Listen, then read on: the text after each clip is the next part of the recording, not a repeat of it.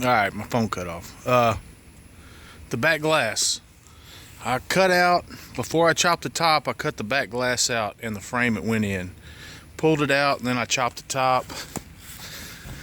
You can see, and then I welded the, once the chop was topped and right, kind of right as I could get it, I put the back glass back in it with its original frame and kept the full size back glass. This is only about an 8-inch back glass in height. I chopped 5 inches out of the cab, so that left me a little 3-inch sliver of glass, and you can't see much out of that. And it would have looked crazy.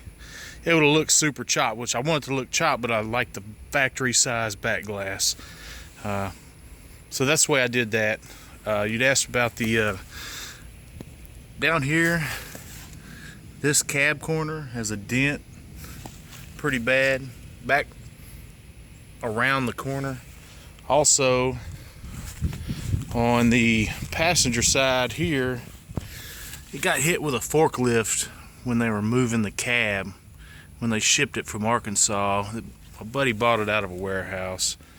I never filled this hole in. I was going to fill that in. It's on my list, or put a faux gas cap there, whatever you want to do. The bed, like I said, is chopped down to 4 foot. The tailgate is welded on.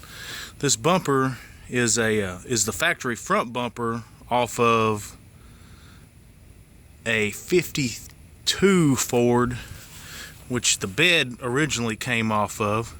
The cab was an F8, so it was on like a 32,000 gross vehicle weight vehicle. It was a big, like a pole truck or an oil field truck or something in Arkansas. I still have the F8 badges.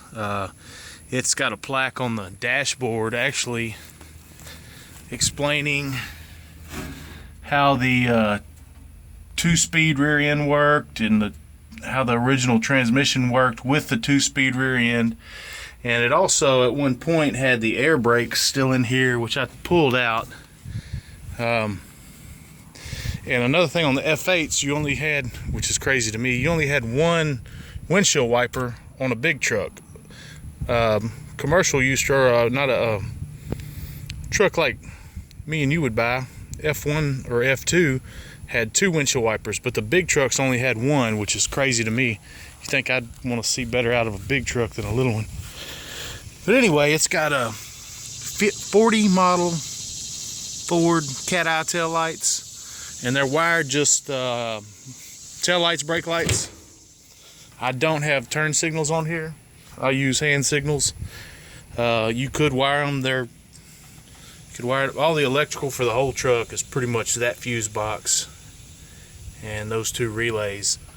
It's got headlights, a radio, tail light, brake light, and gauges. That's it. Now, originally this frame, I bought it was a different configuration. The airbags were behind the axle, made a real rough ride and not enough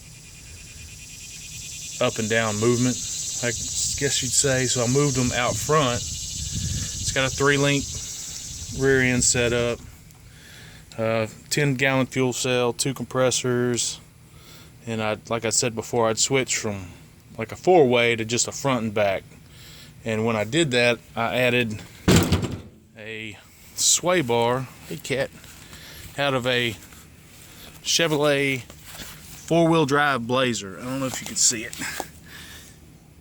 So I added that, and at one point, at some things, it would rub this wheel if you were at a weird height and a weird turn, and it rubbed the weights off. So this front wheel, I need to get rebalanced, put some weights on the outside so that doesn't happen again, because about 80 or 90 mile an hour, that front wheel starts to hop, but